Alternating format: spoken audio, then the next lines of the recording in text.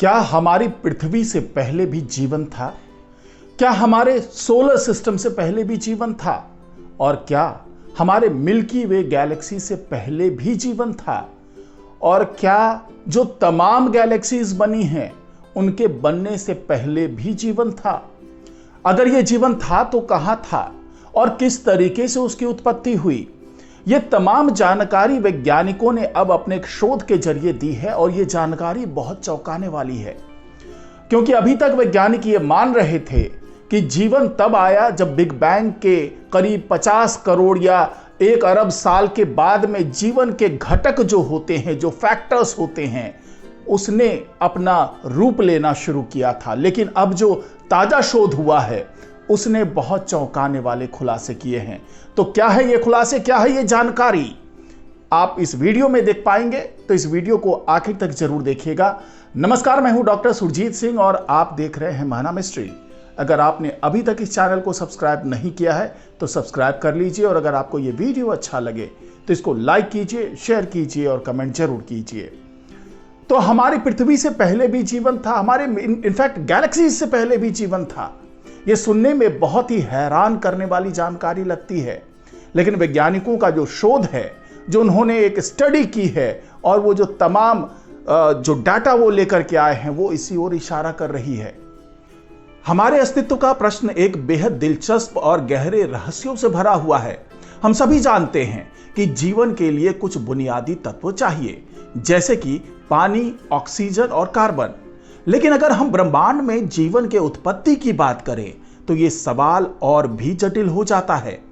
वैज्ञानिकों के पास इस सवाल का एक सटीक जवाब नहीं है, लेकिन वे लगातार नए नए तथ्यों और प्रमाणों के जरिए इस पर शोध कर रहे हैं। हाल ही में एक नई खोज ने इस रहस्य को थोड़ा और उजागर किया है, और ये एक नए सिद्धांत की ओर इशारा करती है जो जीवन के उत्पत्ति के समय को और भी पीछे ले जाती है।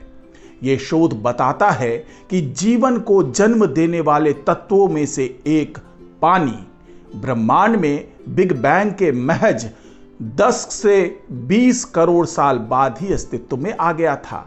यह अनुमान पहले के अनुमान से करीब 50 करोड़ साल पहले का है।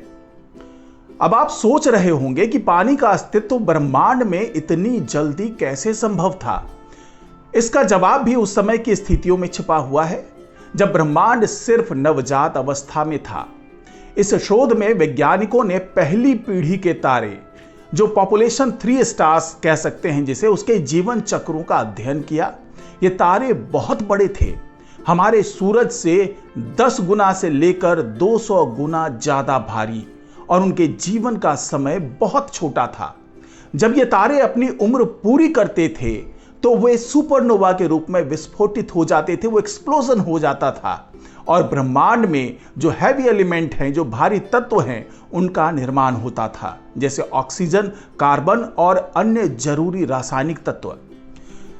ये ऑक्सीजन और अन्य तत्व नए क्लम्प्स यानी कि जो घने बादल हैं उनको बनाने के लिए सहायक थे। इन क्लम्प्स में पानी बनना शुरू हुआ।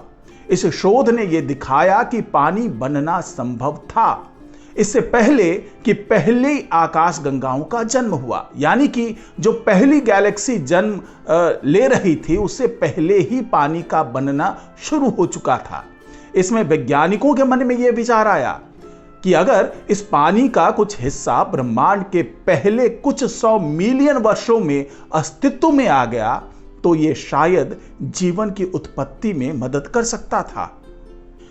इस अध्ययन में यूनाइटेड अरब अमीरात यूनिवर्सिटी के वैज्ञानिक मोहम्मद लतीफ और उनके सहयोगियों ने 2 पहली पीढ़ी के तारे मॉडल किए। एक तारा 13 गुना भारी था, जबकि दूसरा तारा 200 गुना भारी था। यहां पे जो कई टाइम्स भारी होने की बात की जा रही है, वो इसकी तुलना सूरज से की जा रही है। तो इन दोनों तारों के जीवन के अंत में उनके सुपरनोवा से निकलने वाली जो ऑक्सीजन और अन्य तत्वों की मात्रा थी, उसने ये सिद्ध किया कि जीवन को उत्पन्न करने वाले रासायनिक तत्वों के लिए पहले के समय में ही स्थितियां मौजूद थी। इसके अलावा जब ये तारे सुपरनोवा के रूप में विस्फोट करते हैं तो उनके आसपास के गैसों में हलचल पैदा होती है, जो बाद में घनी मटेरियल क्लम्स में बदल जाती है। यह घना क्षेत्र वो स्थान हो सकता है जहां पानी बन सकता था, और अगर पानी इन घने क्षेत्रों में बनता था तो उसे पहले के समय की कठोर जो रेडिएशन होते हैं उससे भी सुरक्षा मिल सकती थी। इस शोध से यह भी संकेत मिलता है कि पानी का अस्तित्व सिर्फ बाद की जो गैलेक्सीज और जो प्लैनेट्स थे उसके निर्माण से जुड़ा नहीं था, बल्कि यह प्रारंभिक ब्रह्मांड के कई तत्वों में पहले से मौजूद था। जब पहली पीढ़ी के तारे सुपरनोवा से विस्फोट करते थे तो इससे पानी की संरचना के लिए आवश्यक तत्वों का निर्माण होता था। इसके साथ ही यह पानी उन घने बादलों में संरक्षित हो सकता था जहां उसे जो कॉस्मिक जो रेडिएशन है उससे बचाया जा सकता था। हालांकि लतीफ ने यह भी माना कि उनकी टीम ने सिर्फ एक तारे के एक क्लम्स में बनने की संभावना पर विचार किया है, जबकि वास्तविकता में कई तारे एक साथ बनते हैं। इस स्थिति में घने क्षेत्रों में अधिक पानी हो सकता था, लेकिन साथ ही अधिक रेडिएशन भी हो सकता था जो पानी के अस्तित्व को प्रभावित कर सकता था। इसके बावजूद लतीफ का मानना है कि पानी का अस्तित्व इन क्षेत्रों में बच सकता था जो जीवन के लिए अनुकूल हो सकते थे।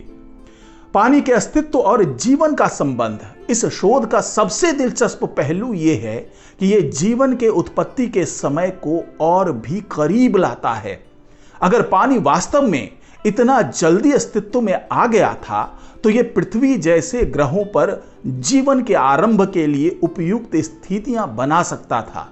बेशक यह बात अब तक सिर्फ एक संभावना है, लेकिन यह एक ऐसा कदम है जो जीवन के उत्पत्ति के समय को पहले से बहुत आगे ले जाता है।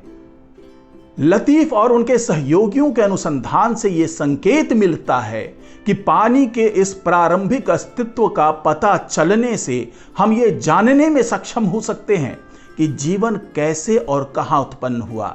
इस अध्ययन ने यह भी प्रस्तावित किया है कि शुरुआती ब्रह्मांड में पानी से भरे ग्रहों के समूह हो सकते हैं जो आने वाले दशकों में जो ALMA है, जिसको हम ये कह सकते हैं कि एटाकामा लार्ज मिलीमीटर सब्लिमीटर एरे, उसके आगामी जो स्क्वायर किलोमीटर एरे हैं उसके जैसे उपकरणों से इसको खोजा जा सकता है। जीवन की उत्पत्ति का खगोल शास्त्रीय जो परिप्रेक्ष्य है वो अंत में ये नया शोध जीवन के उत्पत्ति के प्रश्न को और भी दिलचस्प बना देता है। अगर ब्रह्मांड में पानी इतने जल्दी अस्तित्व में आ सकता है तो इसका मतलब ये है कि जीवन के लिए आवश्यक घटक जो फैक्टर्स हैं वो बहुत जल्दी बनने लगे थे। इसका एक और महत्वपूर्ण पहलू यह है कि अगर जीवन का आरंभ बहुत जल्दी हुआ तो ये हम समझने के लिए और भी व्यापक तरीके से ब्रह्मांड के विकास के बारे में विचार करने के लिए हमें तैयार होना पड़ेगा, उसकी आवश्यकता होगी। ये खोज निश्चित रूप से ब्रह्मांड में जीवन के उत्पत्ति के बारे में हमारे दृष्टिकोण को बदल सकता है। अगर अगले कुछ दशकों में जो तमाम अत्याधुनिक उपकरण हैं उनसे अगर पानी के संकेत मिलते हैं तो ये शोध का गेम चेंजर हो सकता है और ये हमारी ब्रह्मांड के बारे में जो समझ है उसको और अधिक गहरे स्तर पर बदल सकता है। ये जो नया शोध हुआ है उसने वैज्ञानिकों के दृष्टिकोण को पूरी तरीके से बदल दिया है। अब वैज्ञानिक ये समझने में लगे हुए हैं कि क्या जो उनकी सोच थी कि बिग बैंग के कई करोड़ साल बाद या कह लें कि कुछ अरब साल के बाद में पानी जैसे जो फैक्टर्स हैं, जो अहम फैक्टर्स हैं, अहम घटक हैं जीवन के लिए, उसकी उत्पत्ति हुई होगी। लेकिन अब जो ये नया शोध है वो यही बता रहा है कि नहीं, बिग बैंग के बाद गैलेक्सीज तो बाद में बने, उससे पहले ही वो तमाम चीजें तैयार हो गई जो जीवन के लिए उपयुक्त थी। चाहे वो पानी की बात करें, चाहे कार्बन की बात करें, चाहे ऑक्सीजन की बात करें। तो इसी आधार पर वैज्ञानिक अब ये भी कयास लगा रहे हैं कि हो सकता है कि हमारे गैलेक्सीज से बाहर जो तमाम गैलेक्सीज है वहां पर भी तमाम प्लैनेट्स ऐसे होंगे जहां पर जीवन हो सकता है। और इस शोध को आगे जब समझाया जाएगा, आगे जब और भी अत्याधुनिक उपकरणों की सहायता से इस शोध को आगे बढ़ाया जाएगा, तो उससे ये बात समझ में आ जाएगी कि पृथ्वी अकेला ही ऐसा ग्रह नहीं है जहां पर जीवन है, बल्कि जीवन वहां भी है जिसके बारे में हम अभी सोच भी नहीं पा रहे हैं, हम कल्पना भी नहीं कर पा रहे हैं। तो आज की रिपोर्ट में फिलहाल इतना ही। नमस्कार।